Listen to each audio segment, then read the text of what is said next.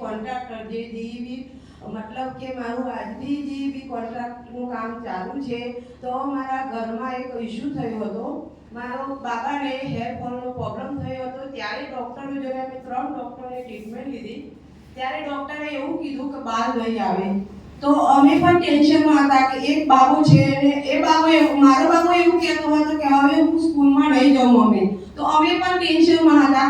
એવા સમયે આપણે જેમ તમે કોઈના થ્રુએ આવ્યા છો એવા જ એક ડિસ્ટ્રીબ્યુટરે એક ભાઈએ મને તેલ શેમ્પૂ આપ્યું અને એવું કીધું કે આ તેલ શેમ્પૂ યુઝ કરો। એ વખતે મેં ના પાડી દીધી કે અમારે કંઈ લેવું નથી, કારણ કે ડૉક્ટરોએ ના પાડી છે તો આમાં તો કોઈ રિઝલ્ટ મળવાનું નથી।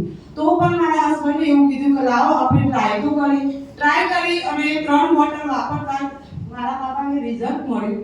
ત્યારે મારા હસબન્ડે વાત મને એવી કરી કે આપણે જે રિલાયન્સ મોલમાંથી લાઈન તો ઘણી બધી પ્રોડક્ટો યુઝ કરીએ છીએ પણ કોઈને મદદરૂપ નહીં થઈ શકતા।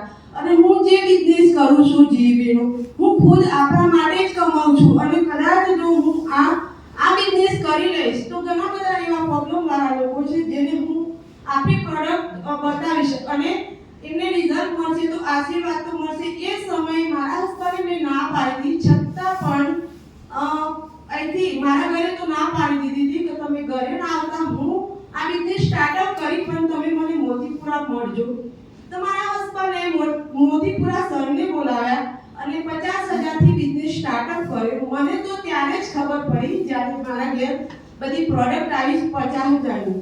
એ વખતે મેં સરનો નંબર લીધો અને મેં વાત કરી કે સર તમે મારા હસબન્ડને છેતરપિંડી કરીને આ બિઝનેસ કેમ કરાવડાયો? આ બિઝનેસમાં જે પ્રોડક્ટ છે એ મોંઘી છે અને મારું કામ નથી, હું તો ઘૂંઘટમાં રહું છું, તો આ પ્રોડક્ટ વેચવા કોણ જશે?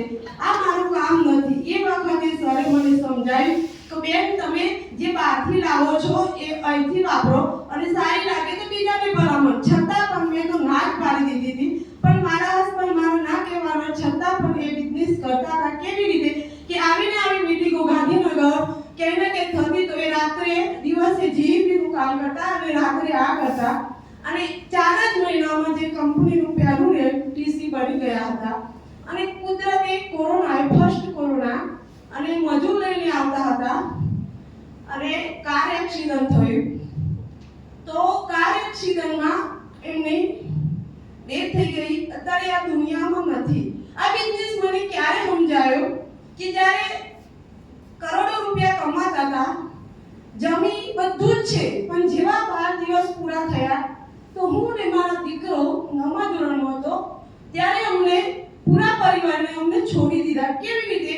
કારણ કે મારે ઓલરેડી ઘરનું કામકાજ ચાલતું હતું, બાયપાસ ઉપર ઘર બનતું હતું તો દેવું તો હોય જ। એ સમયે અમને પરિવારને છોડી દીધા, બંને મા દીકરાને। અને સાસુ સસરા અને ફોરે અમને એવું કહી દીધું, મારા મમ્મી પપ્પાને બોલાવી કે હવે અમે આ જિમ્મેદારી અમે નહીં લઈ શકીએ, તમારે જેમ કરવું હોય તમારી ગાડી તમે તમારી છોકરીનું ઘર છે એ વેચો, અમારે કોઈ લેવા દેવા નહીં। એ સમયે હું ડિપ્રેશનમાં જતી રહી અને 6 મહિના મેન્ટલ દવા ઓલરેડી ચાલતી હતી અને કોરોના જેવું 6 મહિના પછી ઓછું થયું। એ સમયે હું થેન્ક યુ કહીશ એવા શાહ સરને અને મહેશ પટેલ સરને। એ મારા ઘરે આવ્યા અને મને સમજાવ્યું કે મેડમ જે તમે આ હોસ્પિટલની દવા બંધ કરો અને આપણી ચાલુ કરો। ત્યારે તો મારું માઇન્ડ કામ નહોતું કરતું। એ સમયે જે સરે અહીં પ્રોડક્ટ બતાવી 95 સ્પેરુલિના અને 5 સ્ટ્રીટ, મેં આ 3 પ્રોડક્ટ ચાલુ કર્યું અને આજે આ લેવલ સુધી પહોંચવાનો મોકો મળ્યો।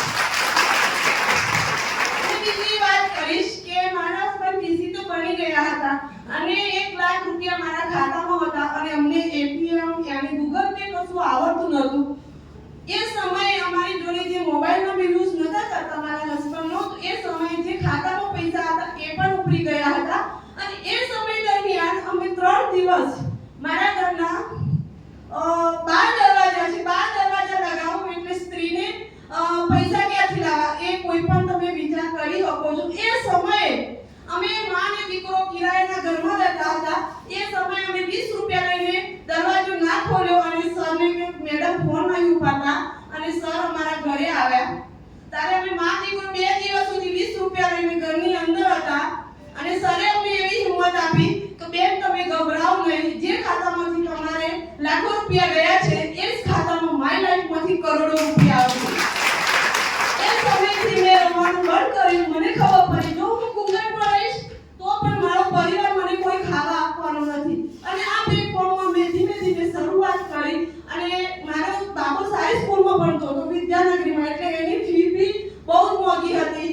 તો આ બિઝનેસ થકી જે 1000-2000 આવ્યા અને મને ખબર પડી કે કરોડોનો બિઝનેસ હતો પણ ક્યાં સુધી, માણસ હતા ત્યાં સુધી। અને એ દિવસે મને સમજાઈ ગયું કે ખરેખર એ દિવસ આ બિઝનેસ મેં ના પાડી કે ના કર્યો હોત તો હું 4 દિવસની અંદર આજે મારું કદાચ અસ્તિત્વ ના હોત, પણ કરી લીધો એટલે આજે આ લેવલે હું છું। અને મને હું એટલું થેન્ક યુ કહીશ કે કોઈ પણ બહેનો કે ભાઈઓ જે તે આયા હોય, તમારા થકી જો મારા જેવું કોઈ બેનને બિઝનેસ મળે છે તો એનો પરિવાર ચાલે છે અને એક સપના પણ પૂરા થાય છે। હું ગોવા 3 વાર ગઈ એનો એ મતલબ નહીં, પણ એ પણ ગઈ કે જે પરિવારે મને છોડી દીધા હતા એ પરિવારને હું પ્રેમમાં ફેરવીને આવી। અને આજે એ લોકો મારી જોડે ફૂલ ટાઈમ છે કે જેમને એવી અહેસાસ થયો કે ખરેખર આપણે છોડી દીધા પણ આજે એ કંઈક કરી રહી છે, તો એ મને પણ સાથ આપે છે। અને મને આ બિઝનેસની બહુ થેન્ક યુ કહીશ કે જેને મને મારા બાપા બનીને એક જીવવાની સપનું પૂરું કર્યું છે। Thank you. જય હિન્દ, જય માય લાઈફ।